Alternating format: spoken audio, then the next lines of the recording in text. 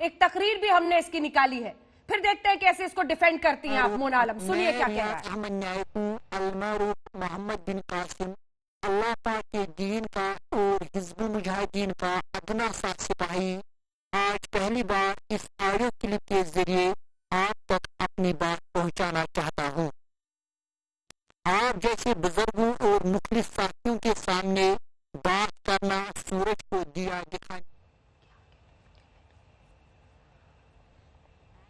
हिजबुल मुजाहिदीन का कमांडर, हिजबुल मुजाहिदीन का मैं कमांडर के तौर पर आपको एड्रेस कर रहा हूं। आतंकी बनाता था ये लड़कों को वहां पर, और आप कह रही हैं इनके लिए आंसू बहाएं। आप बहाइए, क्योंकि पाकिस्तान को ऐसे ही आतंकियों पर आंसू बहाने की जरूरत है। हमने नहीं भेजे अंजना जी, हमने नहीं भेजा इन लोगों को। ये लोग खुद इतना ब्रेन वॉश हो गए हैं आप लोगों की पॉलिसीज की वजह से। एक तो वो पहले ही इतना कुछ सफर कर रहे थे, आपने उनको हक खुदरादियत या सेल्फ डिटर्मिनेशन का राइट नहीं दिया। इन्फिल्ट्रेशन, घुसपैठ, आतंकियों की घुसपैठ कराने वाला पाकिस्तान, ऐसा कुछ सुना है आपने अपने पत्रकारिता के जीवन में? आपने पुलवामा में भी यही क्लेम किया था कि हमने घुसपैठ जनरल बख्शी, आज तक उसका सबूत आपके पास नहीं है। आपने हंडवाड़ा हुआ, आपने फिर पाकिस्तान पे चढ़ाई कर दी। जनरल बख्शी, ये तो convenient way to general Bakshi. उसके बाद में आ रही है डॉक्टर पात्र। जनरल बख्शी बहुत देर से हाथ उठा रहे हैं। जनरल बख्शी, देखिए, ये जो बुरहान वानी का उत्तराधिकारी था, हिजबुल मुजाहिदीन का कमांडर, जिसने कई पुलिस वालों और उनकी फैमिलीज को मारा हुआ है, हमारे कई सोर्सेज का कत्ल किया हुआ है। ये एक फैशनिस्ता के रूप में फेसबुक पे आता था और मोटिवेशनल और रिक्रूटमेंट वीडियोस चलाता था। OGWs का इसने बहुत भारी नेटवर्क बना रखा था, जिससे काफी नुकसान पहुंचाने की कोशिश कर रहा था। और हमारी फोर्सेस के लिए एक बहुत शानदार कामयाबी है कि जिसे हम 4 सालों से ढूंढ रहे थे, आखिर वो हिंदुस्तान की गिरफ्त में आ ही गया और उसका खात्मा हो चुका है। मैं ये बदला भी है उन हमारे अफसर जैसे उस जवानों का, जिनकी लाशें अभी हाल में ये टेररिस्टों ने हमारा खून गिराया है। ये लेकिन अंत नहीं है, ये मात्र ट्रेलर है।